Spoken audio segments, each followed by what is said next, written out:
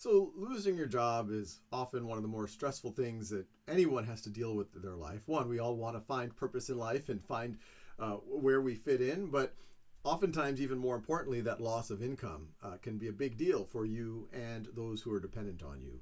So, what do you think about in that circumstance? So, depending on the state you're living in, I'm assuming that we're talking in a United States context, you may have access to unemployment insurance. You will typically qualify if you lost your job for no major fault of your own. What do I mean by major fault? You could still qualify for unemployment insurance if you even underperformed, and so it was a performance thing, as long as you didn't do some kind of misconduct or you got fired for doing something, really, really bad, you might qualify. And definitely if you just got laid off because your employer had to do some cost cutting or they removed some roles, you are likely to qualify for unemployment insurance in your state.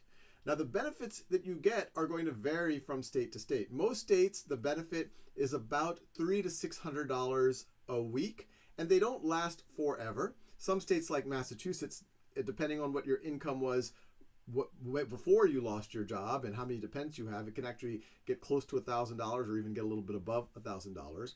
But the amount of benefit you get is based on the income that you had before. It is definitely not your full income.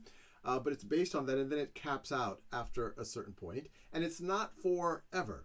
As I was touching on, some states are closer to about 12 weeks, so give or take 3 months or so, and some states are closer to 26 weeks, closer to about 6 months or so.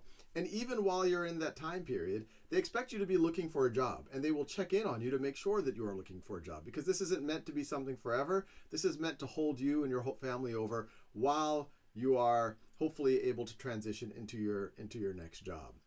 Now, there's other things that you might want to look at depending on why you lost your job. Sometimes you might lose your job because you're not able to work anymore. Maybe you had an injury. That's oftentimes referred to as disability that keeps you from working. If it's a short-term thing where you have to go through surgery and you have to be out of work for a month, that would be short-term disability. And there's oftentimes short-term disability insurance that either you might pay out of pocket or that your employer will cover. If it's long-term, then you're talking about long-term disability insurance. That would be something that's over years or maybe for the rest of your work life.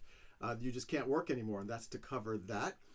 And if you've been paying into Social Security, and the benefits vary on how much you've been paying into Social Security and how long you've been paying into Social Security, there's also Social Security Disability Insurance, SSDI.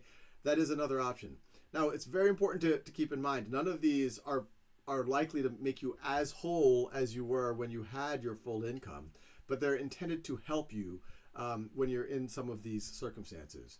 Now, I would say the last thing to consider, but another important thing to consider, because here in the United States, for most people or for many people, your health insurance is tied to your work. And if you lose your work, what happens to your health insurance, which could be very important for you and your family? Well, one option is if you have a partner, if your spouse has an employer and they cover the family, that could be a good option. That's probably the first thing to look at. There's another program called COBRA. The acronym is kind of let me see, I have it written over here. Consolidated Omnibus Budget Reconciliation Act. You can just remember COBRA. But that essentially gives you the right to continue your employer insurance for another 18 months. But there's a catch. You don't get it for free. You have to pay the full price for that insurance plus a I think it's a 2% fee. So you're going to have to be paying out of pocket, which is also hard because you just lost your income. You might get some of that unemployment insurance, etc. But that's to at least make sure that you and your family can continue to be insured.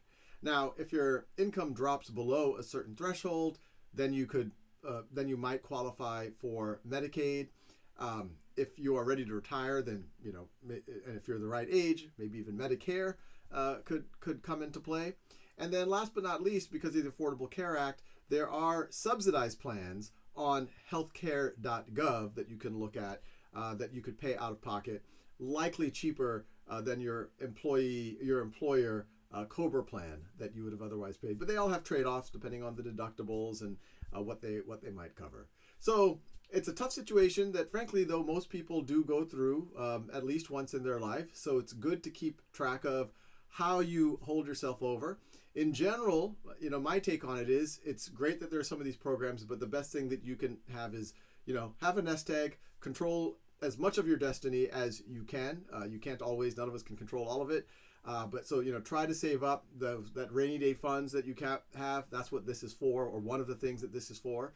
But above and beyond that, there are definitely government programs and things that you might do, forms of insurance that your employer might do to make sure that you and your family are at least in reasonable shape if you find yourself in this situation.